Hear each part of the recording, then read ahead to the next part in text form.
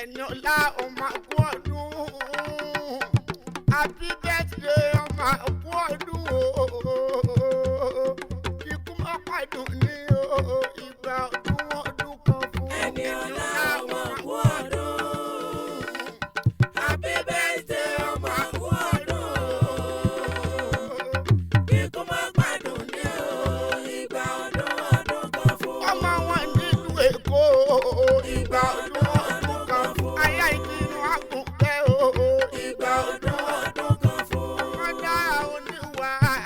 ìgbà ọdún ọdún kan aya rẹ̀ tí ó jẹrè fọ́kọ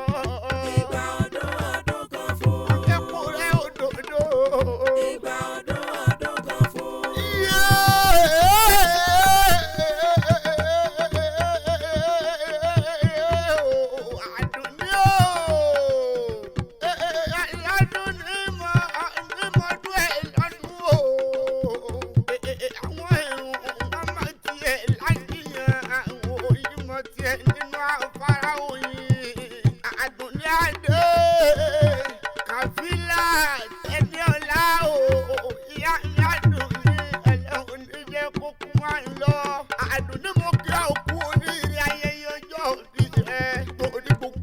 karùndínlógún oṣù kẹta ọdún ebi ńláyé yọjọ bí rẹ every 15 of March.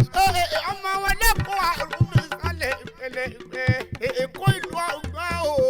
Èkó alágbálúgbú bàbá omi ẹ̀yìn lọ́mọ bàtà kútú bàbá odò kódò ọ̀dà lójú o Èkó nìyí olómi òkun bẹ́ẹ̀ nílé àwọn bàbá kẹ́yìn ilé Èkó nìyí olómi ọ̀sà ọ̀sà bẹ́ẹ̀ nílé àwọn bàbá tẹ̀yìn lẹ́kọ̀ọ́ àdélé àrùn mi sálẹ̀ ìpẹlẹ̀pẹ̀ ẹ̀yin ọmọ Akíolú o ẹ̀yin lọ́mọ ológun kútere wọn àṣàlùkùn òòsà ní ẹsẹ̀ ẹ̀ má ṣe kútere òòsàgùn bí kútere gúnrí àmà ìrìbẹ̀sọ̀ kúlé má pàdú gẹ̀rẹ̀ wọ́n tún ṣe ìjọ ní lọ́wọ́ àtúntò lọ́wọ́ wọ́n fi gbanú. ẹ̀yin lọ́mọ onílé ọkọ̀ tó ojú rẹ̀ wọ́n ní ìmọ̀ràn kan ní tó ṣe ń gbà tọ́jà pé bí kakú ní ṣètò kankan lé àdùnní òkú mọ́ ojú táwọn ẹni bí àmì àdùnní tọkọtọ owó tẹsẹ̀ ìjọ lélẹ̀ àwẹ̀ àdùnní mama abdulkadi mama maria mama latifa mama khalidi kú ní pẹ̀lú ìkọ̀ọ̀kan wọn lágbára ọlọ́run ọba àyà kiri àgùnbẹ́ onílẹ̀ òbí tẹ́nigbọ́lá ọmọ ẹlẹ́ni àtẹ ẹ̀ka ọmọ òyìnbó àtàrẹ àdùnní ẹrú kíndèrè nílé ọkọ̀ tó fẹ́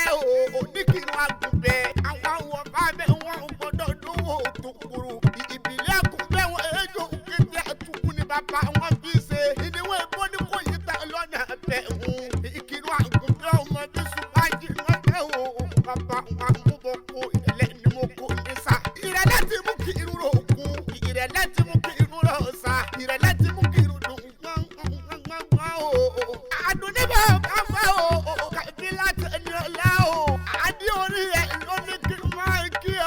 ọkọ rẹ̀ wọ́n ní aya rere ní ọlọ́dẹ ọkọ ọlọ́sọdún ọdún yìí ọ̀sẹ̀ tẹ̀mí tọmọtọmọ nínú owó àtàlábíà ara ìdínkù tí ń ṣe balẹ̀ ọ̀rọ̀ ó ní kú ó